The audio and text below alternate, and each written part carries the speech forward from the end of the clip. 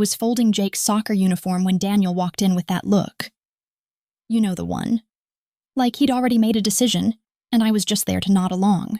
"Liz," he said, setting his laptop down hard on the kitchen counter. "I can't do this anymore." I figured he meant his job. Maybe the mortgage. Hell, maybe he was having a midlife crisis and wanted a motorcycle.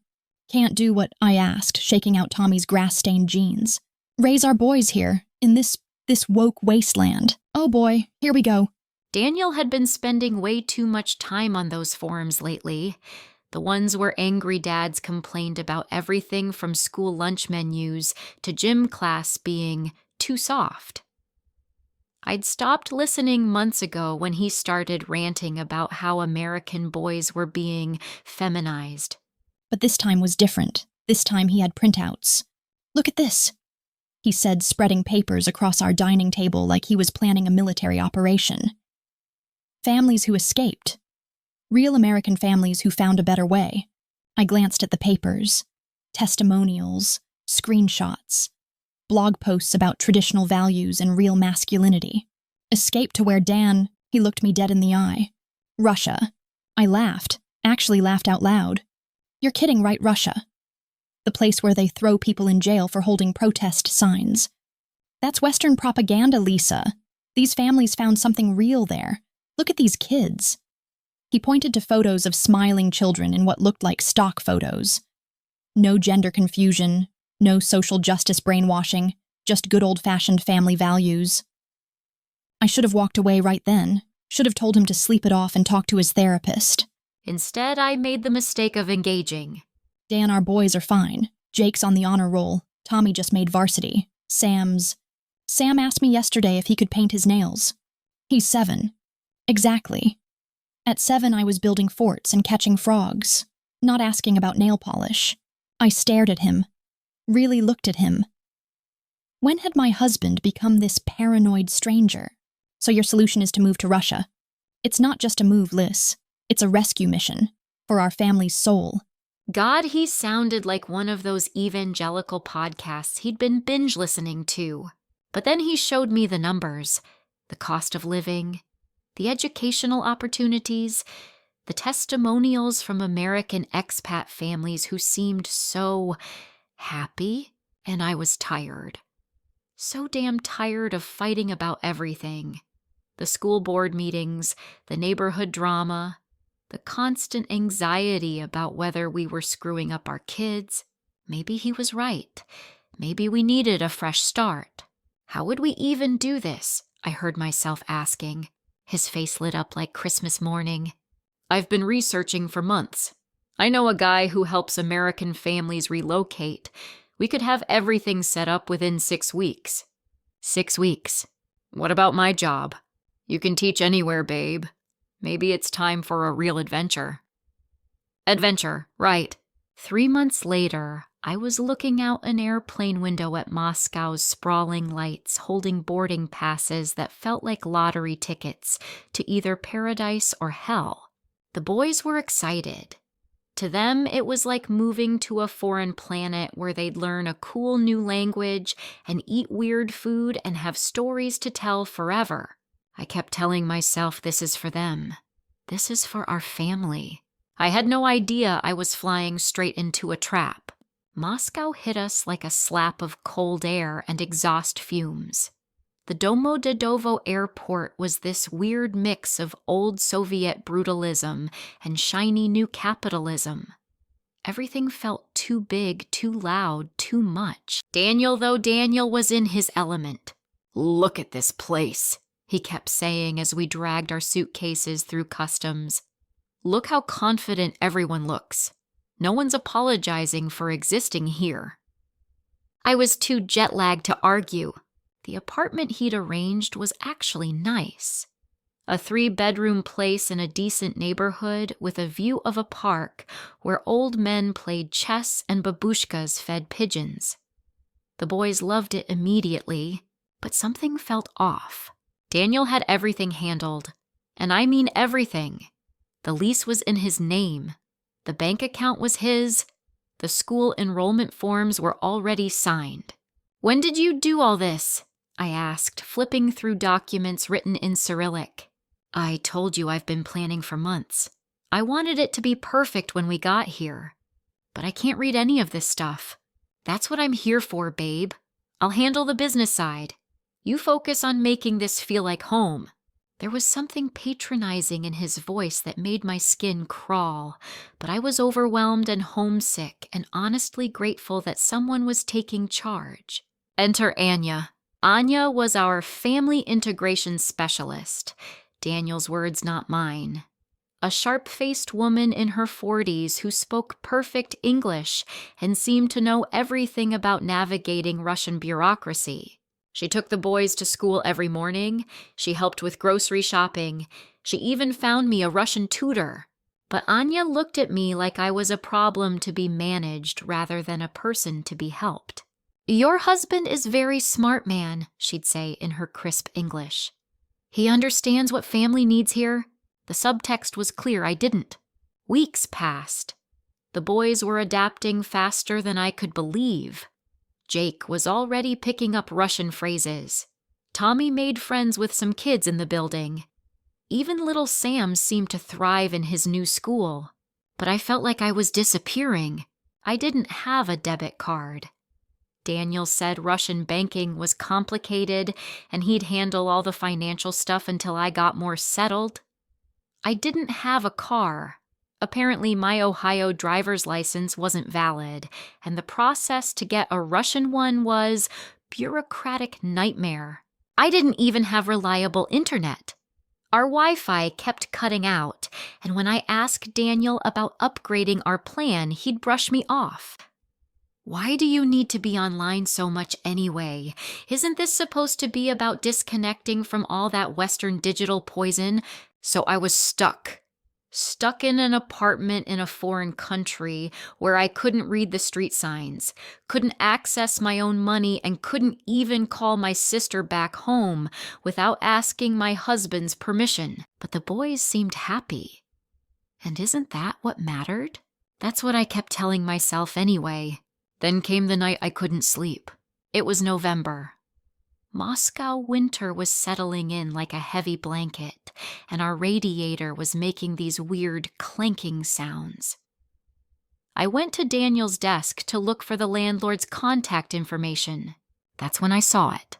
A USB drive taped under the bottom drawer like some Cold War spy bullshit. My hands were shaking as I plugged it into Daniel's laptop. What I found made me want to vomit. Emails. Dozens and dozens of emails, mostly in Russian. I copied and pasted them into Google Translate, and each translation was like a punch to the gut. The earliest ones were from 8 months before we moved. 8 months. While I was still thinking this was some random idea he'd just had. Subject lines like asset protection consultation and preliminary divorce authorization and international custody strategies. And then I found the one that shattered everything. Once assets are secured and she's out of U.S. jurisdiction, we proceed with dissolution. Client confirms wife has no Russian language skills and limited technology access. Situation optimal for clean separation. I read it 3 times before it sank in. Clean separation. Out of U.S. jurisdiction. This son of a bitch had been planning to dump me in Russia from the very beginning. I kept digging. There were emails with lawyers, with financial advisors, with some company that specialized in international asset protection. And there were emails with Anya about managing the subject and limiting her independence and maintaining control of the narrative. The subject, that's what they called me, like I was some lab rat in their experiment. The room started spinning. I had to run to the bathroom and throw up. When I came back, there was one more email sent just 2 days ago. Phase 1 complete. Subject isolated and dependent. Initiating Phase 2 next week. Divorce papers being filed in Florida as discussed. She will be served after I'm out of country. I sat there in the dark, staring at the screen, trying to process what I was reading. My husband, the man I'd been married to for 12 years, the father of my children, had orchestrated an elaborate con to trap me in a foreign country so he could divorce me without a fight. And Florida. We'd never even lived in Florida. But apparently it was some kind of divorce mill, where you could get things done quickly with minimal fuss. I wanted to wake him up right then and scream. I wanted to grab the boys and run to the airport. I wanted to call my sister, my mom, the FBI, anyone who could help me. But I couldn't do any of those things, because I was trapped, just like he'd planned. The next morning, Daniel was whistling while he made coffee. Actually whistling like he didn't have a care in the world. "Morning, babe," he said, kissing my forehead. "Sleep okay?" I wanted to claw his eyes out. "Fine," I managed. "Great." "Oh, by the way, Anya's going to take you to some government office today. Something about your visa renewal. Routine stuff." My blood turned to ice. The visa renewal meeting was in a gray government building that smelled like cigarettes and despair.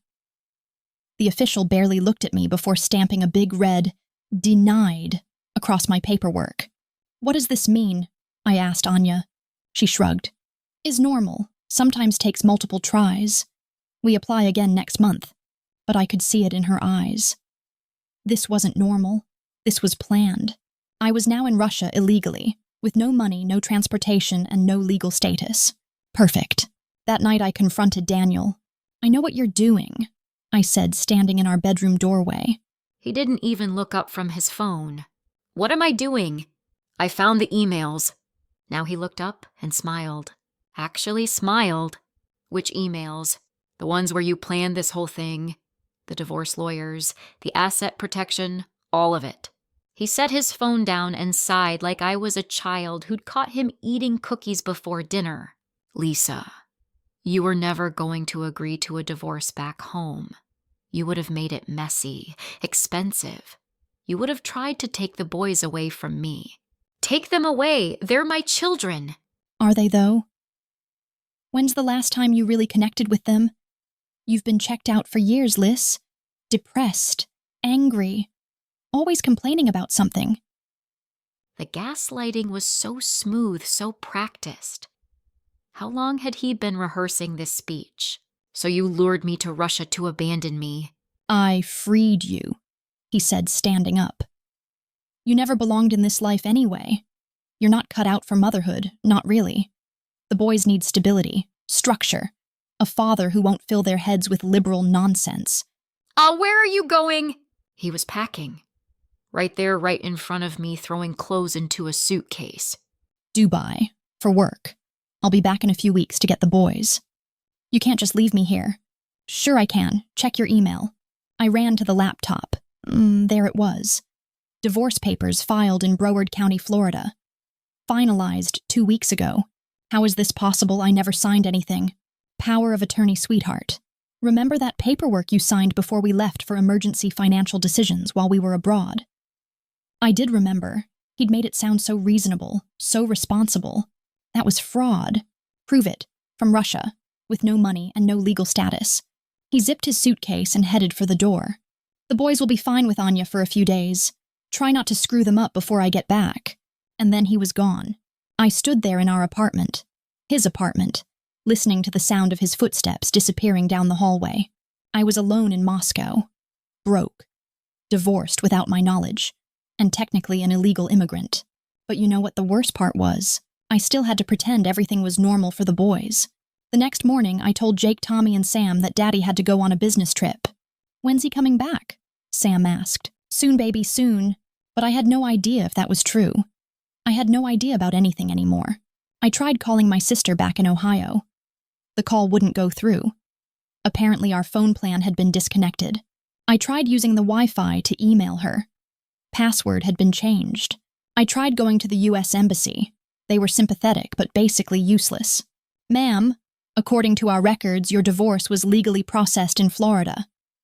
We can provide you with contact information for legal aid organizations, but we cannot intervene in civil matters." But I never consented to the divorce. That's something you'll need to address with Florida courts. Or with a private attorney. With what money my husband stole everything. The embassy worker gave me a sad look that said she'd heard this story before. "There are shelters for displaced foreign nationals. I can give you some phone numbers." Shelters. I'd gone from suburban mom to homeless in 6 months. That night, I walked around Moscow with no place to go. The boys were with Anya. She'd insisted on taking them for a cultural excursion, while I sorted out my visa issues. I ended up sleeping on a bench in the metro station. A janitor found me there around 3 a.m. Her name was Natalia, and she spoke just enough English to understand that I was in trouble. She took me to a place I never thought I'd see, a shelter for abandoned foreign women. Turns out this was more common than I'd realized. Women who'd been lured to Russia by husbands, boyfriends, or employment scams, then left to fend for themselves in a country where they didn't speak the language. That's where I met Marina. Marina was about my age, with prematurely gray hair and the kind of tired eyes that had seen too much. She'd been a family law attorney back in Ukraine before her ex-husband had pulled a similar stunt. Except he'd taken her daughter to Russia, and she'd been fighting for custody ever since. "Your husband is smart," she said after I told her my story. "Russia and US don't have reciprocal enforcement for family court decisions. Very hard to fight from here. So I'm screwed. Maybe, maybe not." She pulled out a thick folder. "I've been studying Russian law for 2 years. There might be something we can do." Marina had discovered an obscure statute in Russian family law that protected spouses who had been deliberately abandoned through deception. It was rarely used, but it existed. If we can prove your husband lured you here under false pretenses, with intent to abandon you, we might be able to freeze any assets he has in Russian banks. And does he have assets here? He rented apartment, yes, paid deposits, school fees. He has to have some money flowing through Russian financial system. It was a long shot. But it was the only shot I had. We worked for weeks gathering evidence. Marina helped me translate all those emails I'd found. We documented the timeline of Daniel's deception. We even got a statement from Anya, who it turned out was pissed that Daniel had stiffed her on her final payment, but we needed more than just evidence of his scheme. We needed proof that he still had assets we could go after. That's when Marina had a brilliant idea. What if we make him come to us? She had connections with an investigative journalist who specialized in international fraud cases. The kind of reporter who loved stories about American men exploiting foreign legal systems to screw over their wives. "Your story is perfect," the journalist told me over a scratchy Skype call. "Rich American exports family to Russia, abandons wife, steals children. Russian courts protect abandoned woman. It's David versus Goliath with international intrigue." The story broke on a Thursday morning. The patriot who used tradition to disappear. How one American man exploited international law to abandon his family. Within hours, it was everywhere. CNN picked it up. Fox News covered it. Reddit went crazy with it. My phone. Marina had helped me get a cheap prepaid phone, started buzzing with calls from reporters, lawyers, and random people who wanted to help. But more importantly, Daniel's phone started buzzing too, because suddenly everyone knew his name. His photo was on the internet. His company was getting calls. His parents were getting calls. He tried to lay low in Dubai, but the story had legs. American expat groups in the UAE started sharing it. His temporary visa application was flagged for extra scrutiny, and that's when he made his mistake. He tried to come back to Moscow to control the narrative, to get the boys and disappear somewhere else. Russian immigration flagged his passport the moment he landed at Sheremetyevo Airport. Marina and I were waiting for him. Well, we weren't there personally. But our lawyer was. And the court order freezing his assets. And the custody injunction preventing him from removing the children from Russian territory. The look on his face when he realized he'd been outplayed was worth every sleepless night I'd spent in that shelter. "You can't do this," he told our lawyer. "I'm an American citizen. I have rights. In Russia, you have Russian obligations." The lawyer replied in perfect English. "You brought your family here. You abandoned your wife here. You owe support payments and face potential fraud charges." Daniel's grand plan had backfired spectacularly. Instead of trapping me in Russia while he disappeared with our money and children, he'd trapped himself. The Russian authorities were very interested in his scheme. Turns out using false pretenses to bring someone into the country and then abandoning them is actually a crime. Who knew? While Daniel sat in a Moscow jail cell waiting for his hearing, I was rebuilding my life. I got my visa status fixed. I got access to the frozen assets, enough to rent a small apartment and hire a decent lawyer. Most importantly, I got my boys back. "Mom, where have you been?" Jake asked when I picked them up from Anya's apartment. "I've been figuring some things out, honey. Is Dad in trouble?" I looked at my 12-year-old son, trying to figure out how to explain that his father was a sociopathic con artist, without completely traumatizing him. "Dad made some bad choices, but we're going to be okay." And we were. Slowly, gradually we were. The court case dragged on for months. Daniel's fancy lawyers argued that he was the victim of a Russian legal system that was biased against Americans. My legal team argued that he was a fraud who had deliberately manipulated international law to harm his family. The evidence was pretty overwhelming. In the end, Daniel pled guilty to document fraud and agreed to a financial settlement that gave me enough money to start over. He also lost custody of the boys. But here's the thing that nobody expected, including me. I didn't go back to America. I mean, I could have. My sister kept sending me articles about how much she missed me. My mom kept calling and begging me to come home, but somewhere between sleeping in that metro station and watching my ex-husband get handcuffed in an airport, I'd found something I didn't even know I was looking for. I'd found myself, the woman who had been too tired to fight back in Ohio. The woman who had let her husband make all the decisions and control all the money. The woman who had been slowly disappearing into someone else's version of who she should be. That woman was gone. In her place was someone who had learned to navigate Russian bureaucracy. Someone who had built a support network from scratch. Someone who had outmaneuvered a man who thought he was smarter than everyone else. Someone who had power. I started small, helping other women at the shelter translate documents, accompanying them to government offices, teaching them how to use the legal system to protect themselves. Then Marina and I started talking about making it official. We opened a consulting service for foreign women, trapped in international legal disputes. We called it Phoenix Legal Services, because sometimes you have to burn down your old life to build a new one. Business was depressingly good.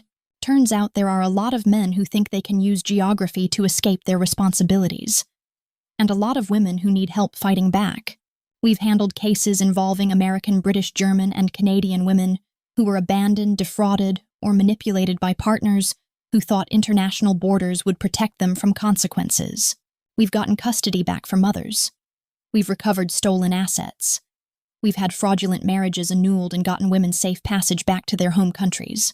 And sometimes, like in my case, we've helped women realize that home might be somewhere they never expected. The boys adapted better than I thought they would. Kids are resilient like that. They learned Russian fluently, better than I ever will. They made friends. They joined sports teams. Jake's 15 now and wants to study international law. Tommy's 13 and has decided he wants to be a journalist, like the one who helped us expose Daniel. Sam's 10 and bilingual and probably smarter than all of us. They see their father twice a year supervised visits when he's allowed back into Russia. It's awkward and tense, but they seem to understand that sometimes adults make terrible choices that hurt the people they're supposed to love. Do I regret any of it? That's a complicated question. I regret trusting Daniel. I regret not asking more questions when he was planning our move. I regret not seeing the signs that he was planning to betray me.